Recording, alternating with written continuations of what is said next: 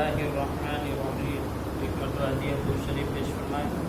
اللہم صلی علی سیدنا شفیعنا حبیبنا نبینا مولانا محمد بارک وسلم صلی اللہ تعالی علیہ وسلم۔ آج کا موضوع سخن ہے پیر پر پیر۔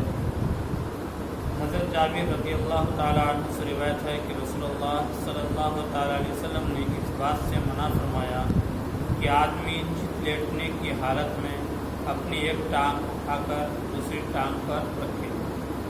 میرے پیارے آقا صلی اللہ علیہ وسلم کے پیارے دیوانوں، یہ احتیاط کے لیے ہے، ورنہ شرعاً جائز ہے۔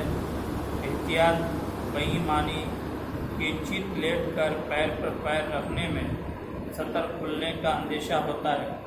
البتہ اگر کوئی ایسے کپڑے پہن کر سوئے جن میں سطر کھلنے کا اندیشہ نہ ہو تو کوئی حرج نہیں ہے، مگر پھر بھی چونکہ حضور رحمت عالم صلی اللہ علیہ وسلم نے اس سے منع فرما دیا، لہذا ہمیں بلا چوں و چرا اسے مانتے ہوئے ہر حال میں اس سے گریز کرنا چاہیے۔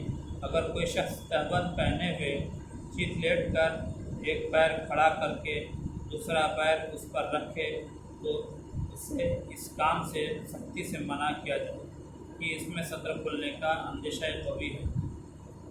پیٹ کے بل۔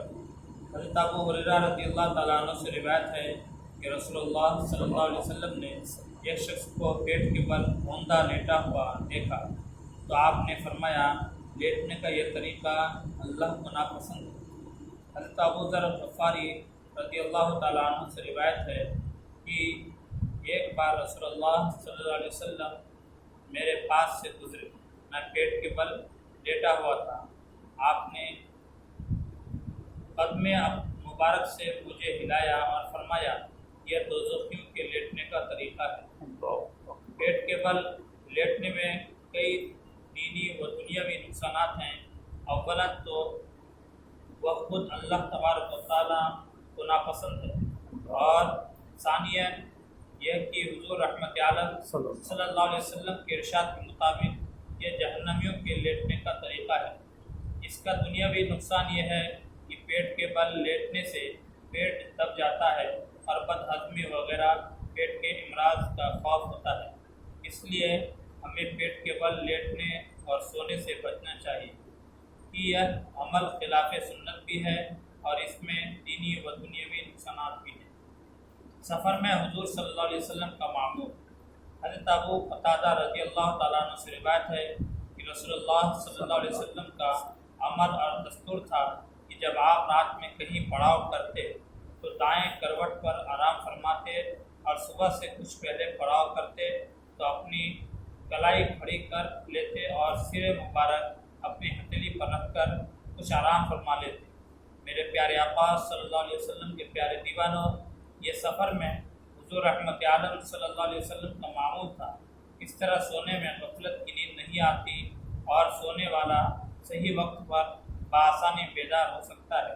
سفر میں وقت پر بیدار ہونا اہمیت کا حامل ہوتا ہے، اس لیے سفر میں حضور رحمت عالم صلی اللہ علیہ وسلم اس طرح آرام فرماتے تھے۔